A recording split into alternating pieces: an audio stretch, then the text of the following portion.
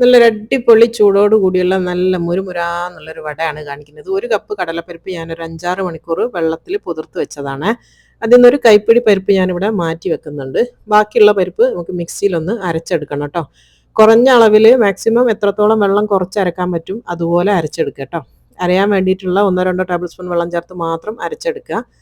ഇതിലേക്ക് ഉലുവൻ്റെ ഇലയാണ് ചേർക്കുന്നത്. ഇതാണ് നമ്മളെ മെയിൻ ഇൻഗ്രീഡിയൻസ് കേട്ടോ. ഒരു 1.5 കപ്പ് ഉലുവൻ്റെ ഇല എടുത്തിട്ടുണ്ട്. പിന്നെ അത് ഇഞ്ചി വെളുത്തുള്ളി പേസ്റ്റും മല്ലിച്ചപ്പ് അരിഞ്ഞതും ഒരു വലിയ സൈസുള്ള ഉള്ളി ചെറുതായിട്ട് ചോപ്പ് ചെയ്തതുമാണ്.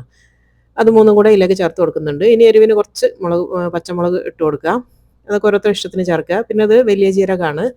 പിന്നെ വേണ്ടത് ക്രഷ് ചെയ്തിട്ടുള്ള പച്ചമല്ലിയാണ്. പിന്നെ വേണ്ടത് വെളുത്ത കളറിലുള്ള എള്ള്.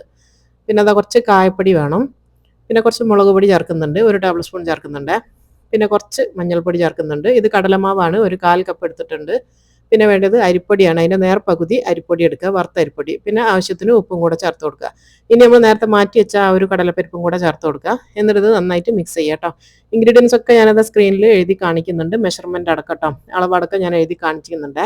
ഇനി ഇത് നന്നായിട്ട് കുഴച്ചെടുത്തിട്ടുണ്ട്. ഈ ഒരു പാകത്തിലാണ് വേണ്ടത്. നമുക്ക് കൈ വെച്ചിട്ട് ഇങ്ങനെ പരത്തിയെടുക്കാൻ വേണ്ടി പറ്റണം കേട്ടോ. അതാണ് ഇതിൻ്റെ പാകം എന്ന് പറയുന്നത്. ഇനി ഇതിലേക്ക് ചേർക്കേണ്ട തിളച്ച എണ്ണ കേട്ടോ. നമ്മൾ പൊരിക്കാൻ വേണ്ടി എണ്ണ വെച്ചതാണ്. അതിന് 1 ടേബിൾ സ്പൂൺ തിളച്ച എണ്ണ ഇതിലേക്ക് ഒഴിച്ചു കൊടുക്കുക. അതെന്തിനാന്ന് വെച്ചാൽ ബേക്കിംഗ് സോഡൻ്റെ ഒന്നും ആവശ്യമില്ല. അല്ലാണ്ട് തന്നെ നന്നായിട്ട് മൊരിഞ്ഞ് കിട്ടും, നല്ല ക്രിസ്പി ആയിട്ട് കിട്ടാൻ വേണ്ടിയിട്ടാണ് അങ്ങനെ ചെയ്യുന്നത്. അതും കൂടെ ചേർത്ത് മിക്സ് ചെയ്ത് നന്നായിട്ട് കുഴച്ചതിന് ശേഷം ഇതാ നമുക്ക് എത്ര വലുപ്പത്തിലുള്ള വടയാണോ വേണ്ടത് അതിനനുസരിച്ച് നന്നായിട്ട് പരത്തിയിട്ട് ചൂടായ എണ്ണയിലേക്ക് ഇട്ടിട്ട് ഇതൊന്ന് പൊരിച്ചെടുക്കണം.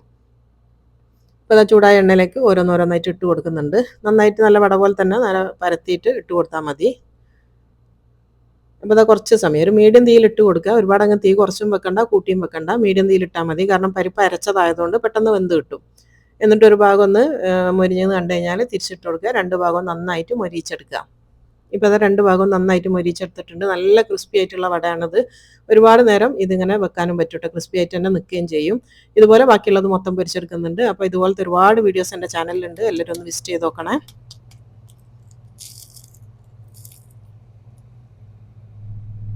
നല്ല മുരുമുരാന്നുള്ള അടിപൊളി വടയാണ്, അതും ഇല വെച്ചിട്ടുള്ളത് കേട്ടോ. എല്ലാവരും ട്രൈ ചെയ്ത് നോക്കുക. നിങ്ങളെ ഫീഡ്ബാക്ക് അറിയിക്കാനൊന്നും മറന്നു പോകരുതേ.